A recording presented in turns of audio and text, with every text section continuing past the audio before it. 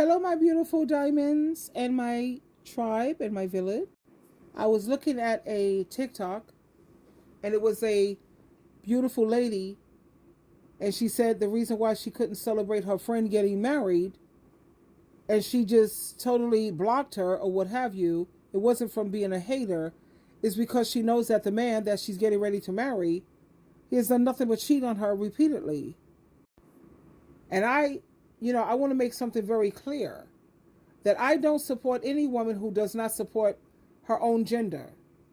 I cannot and I will not, because when a woman chooses to tear down other women instead of uplifting them, she's not just hurting one person, she's hurting a whole generation.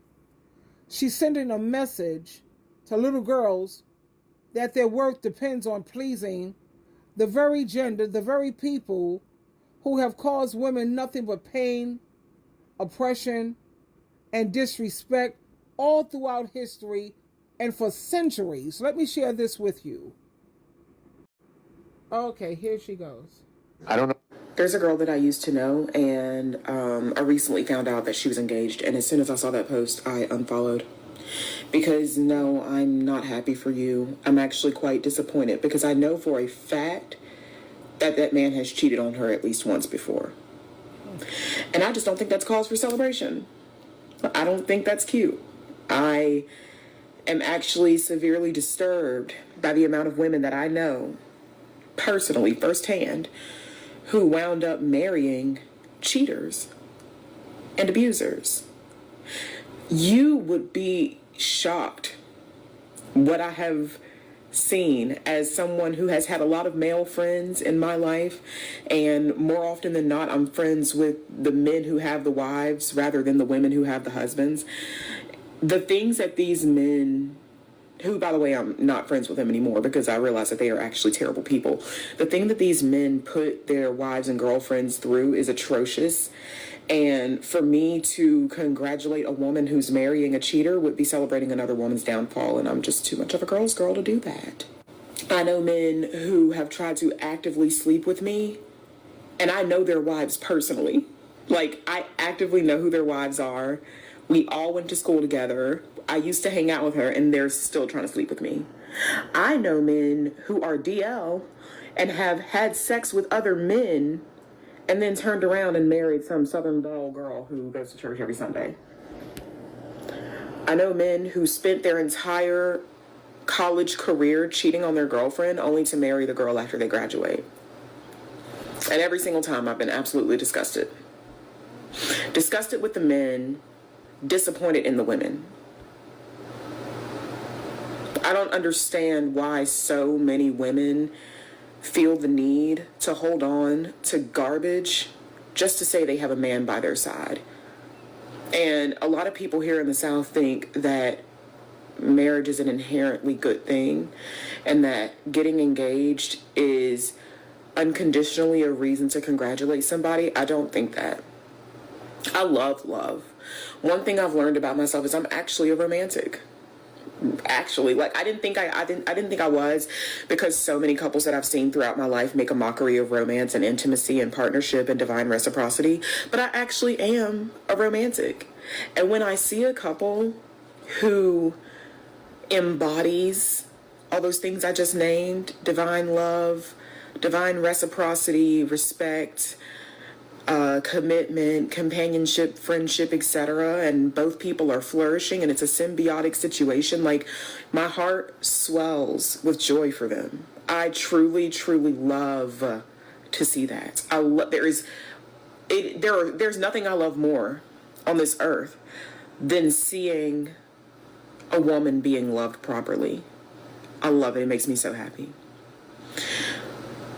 But in the direct inverse, seeing a woman who's accepting less than what she deserves to stay with the most mediocre ain't shit man possible just because she wants a ring on her finger, because that's the culture in the South, to get a ring on your finger as soon as possible, makes me fucking sick.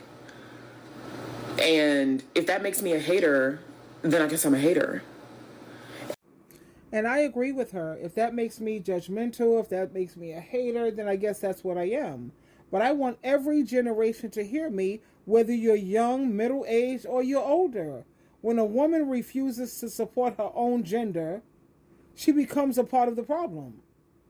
She becomes an enabler of the same cycle of pain that women before us, they bled and they sacrificed to break these type of things. But you have women who will sit up here knowing this man is no good, knowing he's a demon, he's a dusty, yeah, whatever. Women like that, they are not a role model. They're not a good influence. She's not an influencer worth following. No. Because influence without integrity is nothing but poison. Now, let's bring it down to the simplest level. If you're a child, think of it like this. Imagine you and your classmates are being bullied every day by the same person, and instead of standing with you, one of your classmates decides to laugh with the bullies. They sit with the bully and they cheer for the bully. Would you call that classmate your friend? Would you trust them? No. Because they showed you exactly where their loyalty is. And if you're a teenager or an adult, think about the world of social media and peer pressure.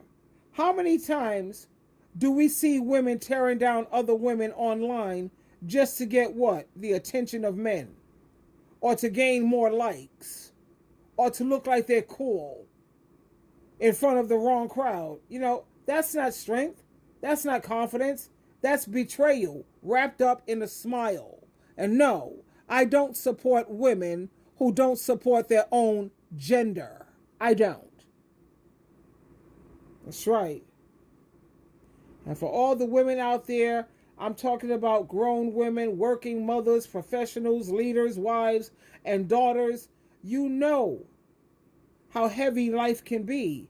And you know what it feels like to have to fight for respect in the workplace, to fight for your safety, to fight for your family, and sometimes even to fight just to be heard in your own home. So when another woman refuses to stand beside you in that fight, she makes the load heavier. She makes the climb harder, and she makes the message that we're trying to get out here, she makes it weaker. Why don't men change? They don't have to.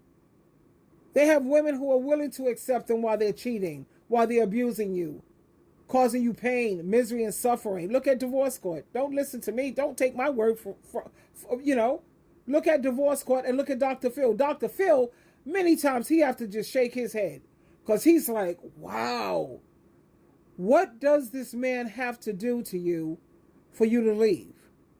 Because Dr. Phil be like, oh, and the whole audience, they be like, oh my God. Yeah. I think about our grandmothers who paved the way and our great-grandmother. They endured so much pain so that we could have some choices. They put up with a lot. A lot of them put their foot down. They suffered so much so that we could speak freely. And they were silenced back then.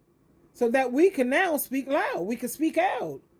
And imagine how it must feel to them when you watch younger women betray that hard work and all that sacrifice by tearing down other women, tearing down your own gender, your own sisters, for the approval of the very gender that does nothing but abuse women, sex trafficking, oppress women.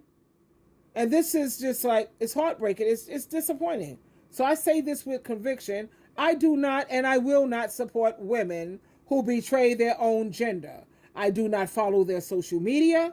I do not lift their voices, because influence is responsibility. And if you are using your platform, your power, or your position to harm women instead of helping them, then you are not a role model. You up there twerking, shaking your behind, making it seem like women are nothing but a piece of meat. Nah.